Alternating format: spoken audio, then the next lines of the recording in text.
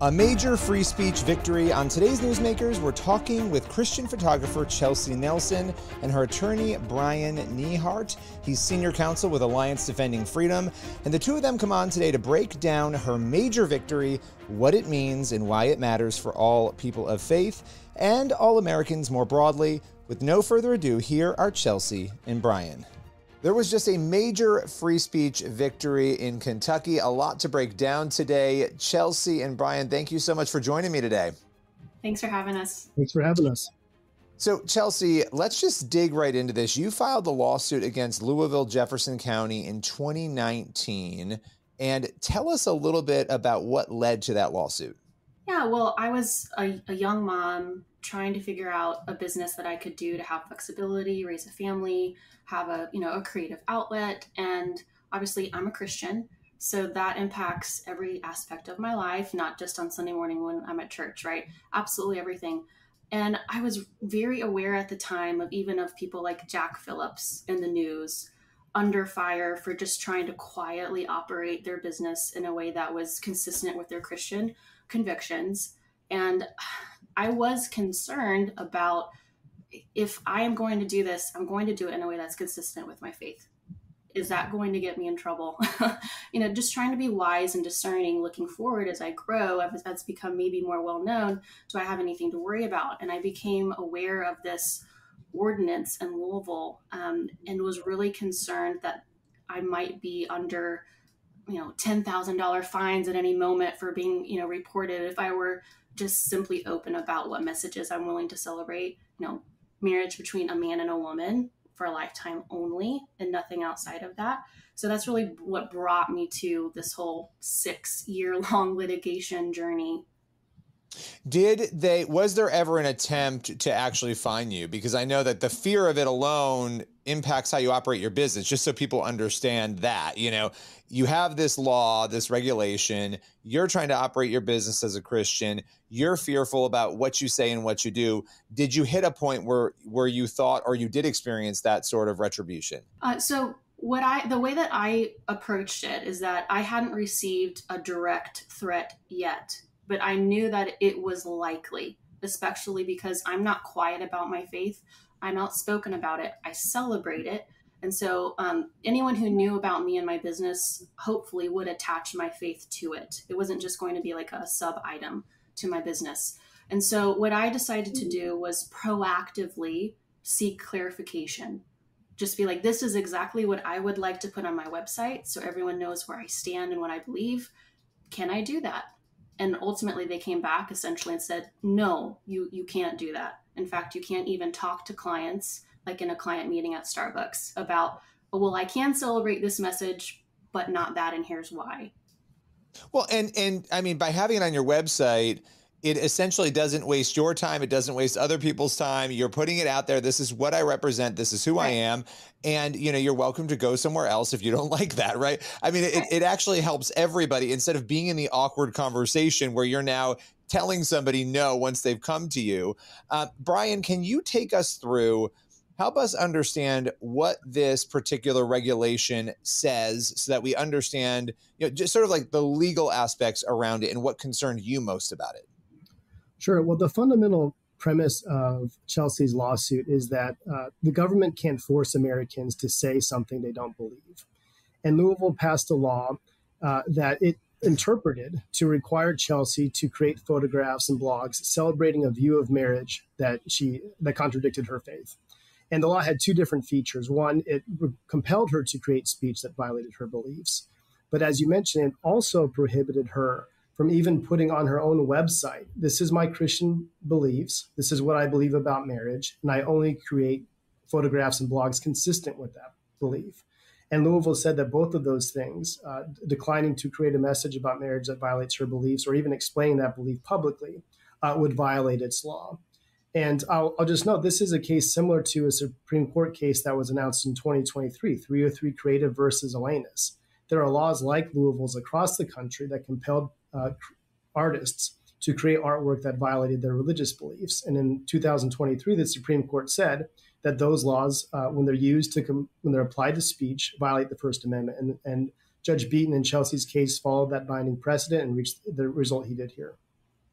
You know, it's interesting, and I think a lot of people will ask this question when you have a Supreme Court case like 303 Creative. Why is it that that case does not solve all of these issues, right? I mean, that's the question that people who don't understand law might ask. Like, well, why are we still having these court battles and discussions about compelling speech when we've had those victories at the Supreme Court? Brian, how would you respond to that question? Well, I think a couple of days after the Supreme Court announced its decision, the mayor of Louisville got on NPR and explained that his city will continue to fight and defend its law against Chelsey's lawsuit. And so I'm not sure what motivates that decision.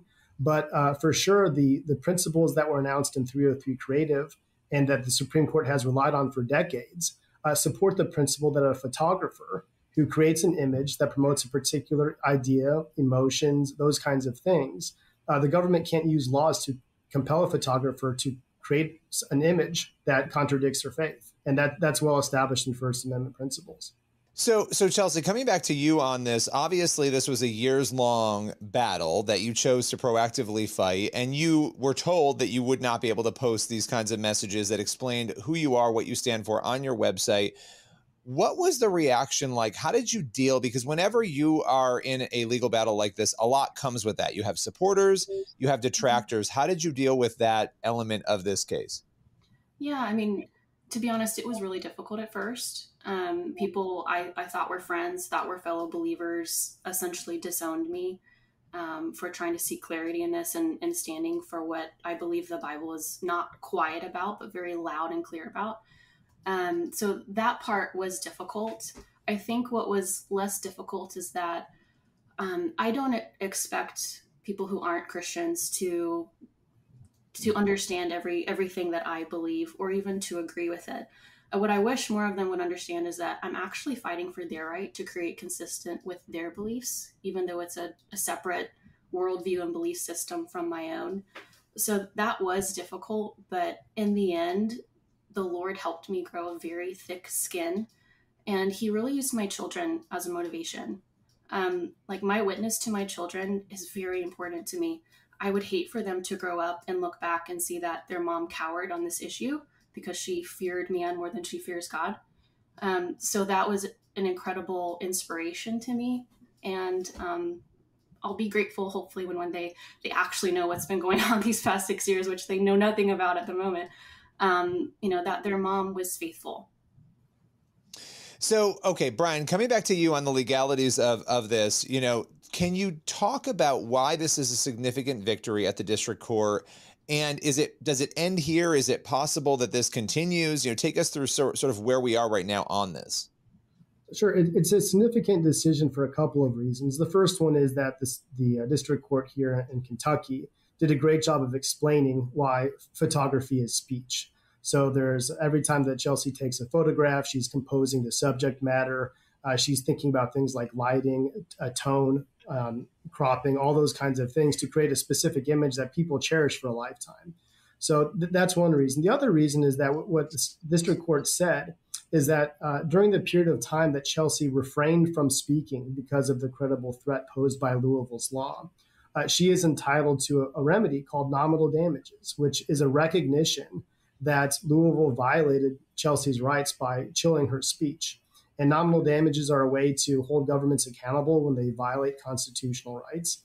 And then the final point is that the district court permanently enjoins, meaning permanently prevents Louisville from enforcing its law against Chelsey to compel her to create a message that violates her belief or to restrict her from saying things that are consistent with her beliefs. In terms of what's next, Louisville does have an opportunity to appeal this decision. Although with 303 Creative as the binding authority, we feel very confident that we would win an appeal because 303 Creative, again, addressed a law that was very similar to Louisville's. And the Supreme Court said, full stop, that governments can't use these kinds of laws to compel speech. How does this victory affect other people, Brian, in terms of, obviously we're talking about one individual case here. Does this win mean that others also will not be able to be or forced to be compelled to put a message out they disagree with?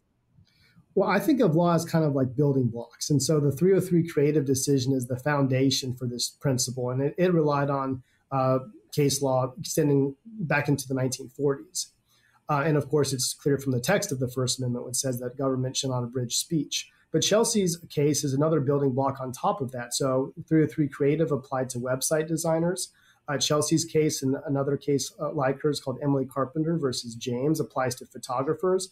And so what you see is that the law is clarifying what speech is. So it's not only words and text, but it's also things like photographs and images that promote a particular view.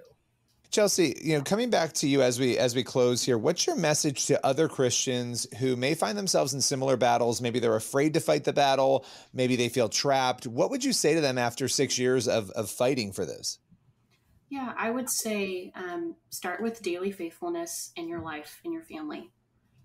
Standing up in a broader context with news headlines or whatever, that all starts with being faithful to the Lord in your family, how you treat your spouse, how you're being faithful in parenting your children, interacting with your community. If you're a high schooler on your basketball team and you're feeling pressure about being a Christian, standing up for your beliefs in a loving way. And the Lord uses all of those experiences to prepare you for the good works that he has for you. And that the Lord's redemptive plan is going off without a hitch at all times. And that he's going to use everything in your life to help you build perseverance and character. And that honoring the Lord, even when it's difficult, even when there is a personal cost to it, to have an eternal mindset. Is the Lord going to say, well done, when you see him face to face? Are you going to be feeling ashamed or regretful at the end of your life for not standing up for your faith? I say do that no matter what the cultural winds are at the time, and surround yourself with strong believers who are going to hold you accountable to that. All right, final question, Chelsey, for you. And Brian, if there's anything else you want to say after, feel free to jump in. But will you continue fighting this if there is an appeal? Let's say they decide to continue their battle against you on this. Absolutely. Without a doubt. No. This is a ride or die situation for me. I want to honor the Lord in this area. I want to protect free speech for everyone. And I'm grateful that the Lord's used this case in so many ways, even though it's taken a lot longer than I ever would have anticipated. I'm hopeful that we can take the win and move on and turn the page. Well, I want to thank you both for coming on, breaking this down. It's an important story, and appreciate your courage in standing up the way that you have. Thanks for joining me. Thank you so much. That's all for today's Newsmakers. Make sure you head on over to the CBN News YouTube channel and cbnnews.com for more of the news you need to read. We'll see you again tomorrow.